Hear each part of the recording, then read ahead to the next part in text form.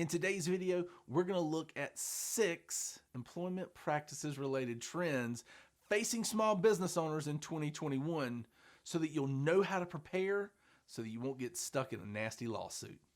Let's get after it.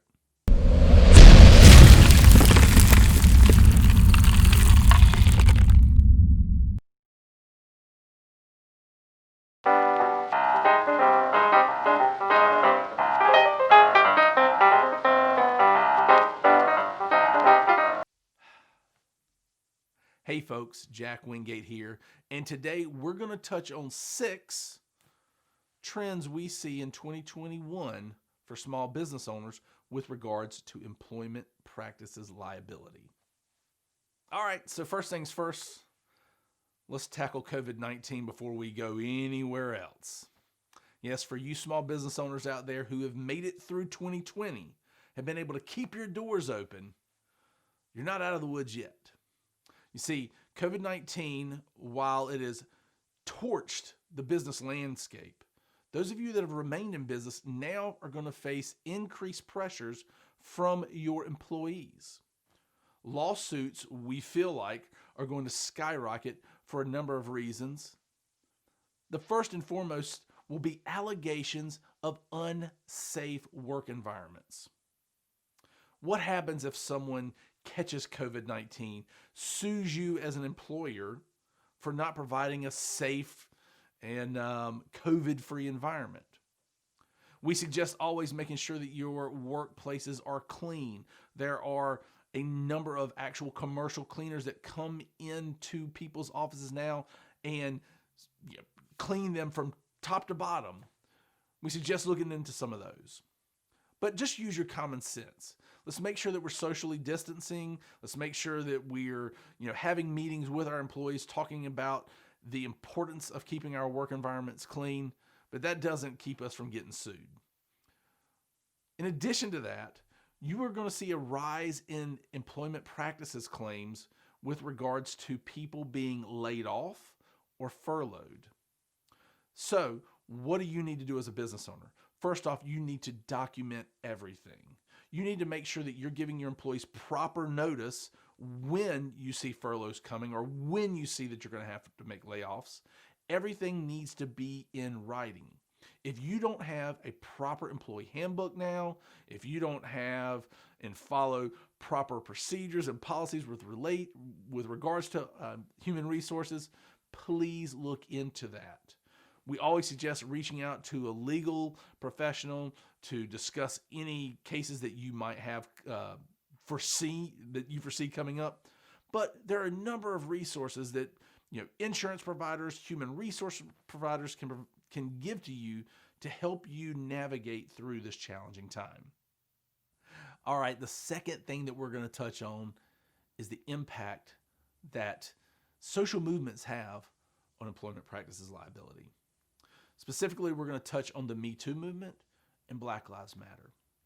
The Me Too movement, as most of you know, is a campaign to help curb and stomp out sexual harassment in the workplace. The Equal Employment Opportunity Commission, I always mess that up, has shown a rise in sexual harassment claims of over 50% in recent years. So what does that mean for you as a small business owner? One, you need to have a written set of policies and procedures to help curb sexual harassment in the workplace. And if it were to occur, you need to have those procedures that tell you exactly how to deal with those things. This is serious business and can put your business at jeopardy, not to mention the countless lives that could be damaged as a result. Now, with regards to Black Lives Matter movement, we've seen it spread across the nation in 2020. So what does that mean for you as a small business owner? That means that now more than ever, you need to have written policies and procedures that promote diversity and inclusion in the workplace. It's not only the right thing to do, but it'll also keep you out of lawsuits. And if by chance you did get brought into a lawsuit, having these documents, these policies, procedures in place for both the Me Too movement, sexual harassment, as well as the Black Lives Matter movement, and diversity in the workplace. Having those things in place could help save your business if you ever get brought in on a lawsuit. The third employment practices trend for 2021 deals with the LGBTQ community. In 2020, the Supreme Court confirmed that the 1964 Civil Rights Act offers protections for both gay and transgender employees. That means that there can be no harassment of any employee based on sexual orientation, sexual identity, or sexual or gender expression. It's imperative that, again, we have these things in writing, but realistically, let's just make sure that our LGBTQ community and employees feel supported in the workplace and not discriminated upon. Trend number 4 for 2021 deals with age discrimination. It is expected that by the year 2024, over 25% of the entire workforce will be made up and comprised of workers over the age of 55. I found this number to be a little bit surprising, but not totally. So what does this mean for you as a business owner? One, we should all know that just because someone is becoming more mature in their age does not mean that they can be any less productive. The sad part is that a recent Hiscox Insurance study showed that over 21% of those workers 55 and over have faced some form of age discrimination in the workplace. Again, just like with everything else, making sure that you have proper manuals, proper employee training, proper written procedures to make sure that you have a workforce that is free of this is crucial. But more importantly, we need to understand that that worker, age 55 and over, has so much to offer that not only will it tarnish our business reputation and image if we allow discrimination to take place, but we're missing out on hugely important members of our society that can add so much to your business. The fifth trend we're going to look at is the impact of wage and salary, how we classify employees moving forward in 2021. You've seen a number of different articles and news items over the last year talking about the minimum wage, talking about classification of employees, whether full-time or part-time.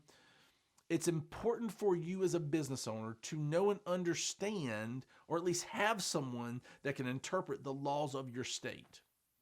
Simple misclassifications of whether someone should be full-time and to get all the benefits that a full-time employee gets versus part-time is crucial. And also making sure that you're properly compensating your employees to keep up with your local laws is important. Again, as a business owner, we wear all sorts of hats. So oftentimes we're not up to date fully on the changes that take place in government with regards to these things. So make sure that you have at least an advisor, whether on staff or not, that can keep you informed of these important things so that you're not faced with an employee practices claim. All right, and finally, trend number 6 for 2021 deals with marijuana. During the 2020 elections, a number of states have legalized marijuana in certain fashions. Maybe it's medicinal only. Some have done medicinal and recreational. Every state's a little different, but now we're over 30 states that have legalized marijuana in some capacity. Now, it's still illegal on the federal level, but there have been recent lawsuits that have come up dealing with people being either fired because of marijuana use or not given a job because of marijuana use. And it's important for you to know the laws of your state, because if you deny someone a job because of a drug test or you fire someone because of a drug test, you might have opened yourself up to a slew of liability lawsuits with regards to marijuana. We see this trend only growing over the next few years. And there, as an insurance provider, one of the things that we look at when we have a workplace injury is to make sure that someone gets drug tested. And it's still sort of up in the air whether or not, someone having trace marijuana in their system, what is the impact of that on workers' comp claims? We don't know as of right now, but the key fact for you to remember is look to your local statutes, your state laws, as to what you can and cannot do with regards to marijuana. All right, so we have touched on 6 key trends facing you small business owners with regards to employment practices liability. But I'll say this in summation.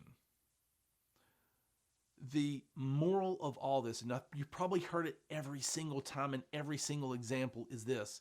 1, make sure that you are doing the right thing as a human being.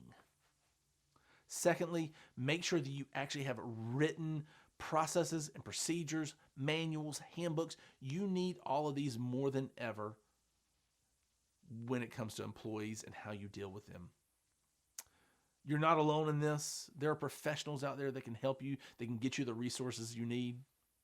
And honestly, you can always come back to this channel where we try to give you some tips and tricks. And until next time, take it easy.